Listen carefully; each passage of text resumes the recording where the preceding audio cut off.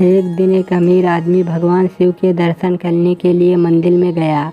उस अमीर आदमी ने बहुत ही महंगे जूते पहन रखे थे और उसने ऐसा भी सुना था कि इस मंदिर में अक्सर चोरी होती रहती है। इस वजह से उसका मन नहीं हुआ कि वह अपने कीमती जूते वहां बाहर छोड़कर चला जाए।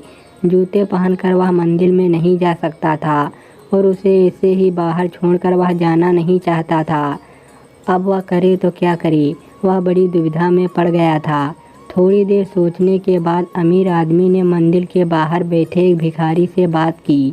अमीर आदमी ने उस भिखारी को अपने जूते संभालने के लिए दे दिए। भिखारी भी उसके जूते संभालने के लिए राजी हो गया। फिर वो अमीर आदमी अंदर मंदिर में पूजा करने के लिए चला गया। पूजा में बैठे बैठे उस अमीर आदमी के मन में ख्याल आया कि भगवान ने कैसी विषम दुनिया बनाई है।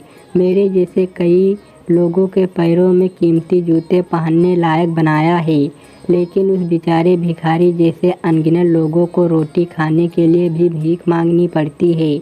वो अमीर आदमी मन ही मन भगवान से फरियाद करते हुए बोला कि आपने सब लोगों को एक समान क्यों नहीं बनाया, आपने सभी को एक जैसी सुविधा क्यों नहीं दी।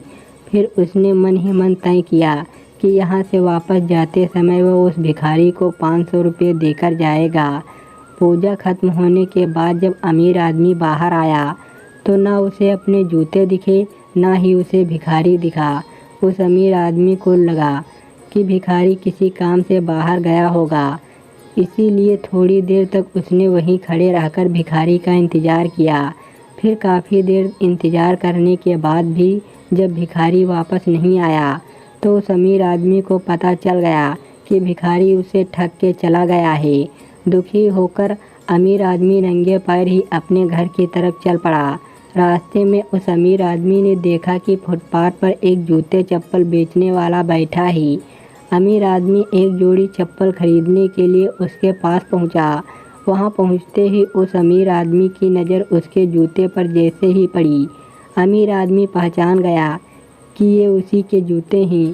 पूछने पर बेचने वाले ने पहले मना किया, लेकिन बार बार पूछने पर और दबाव देने पर उसने बताया कि यह जूते उसे एक भिखारी 500 रुपये में बेच कर गया है। अब वह अमीर आदमी बिना चप्पल खरीदे ही मुस्कुराते हुए वहाँ से अपने घर की तरफ नंगे पैर ही चला गया। उसे भगवान से की गई अपनी फरियाद का जवाब मिल चुका था।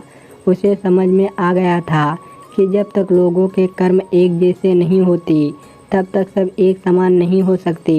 भगवान ने उस भिखारी के तकदीर में 500 रुपये लिखे ही थे, लेकिन कैसे कर्म करके उन्हें लेना है यह उस भिखारी के हाथ में था। अगर वह चोरी ना भी करता फिर भी उसे 500 रुपये मिलने वाले थे। शायद उसके ऐसे ही बुरे कर्मों की वजह से आज वो एक भिखारी था। दोस्तों, वीडियो अच्छी लगी हो तो एक लाइक शेयर ज़रूर करें।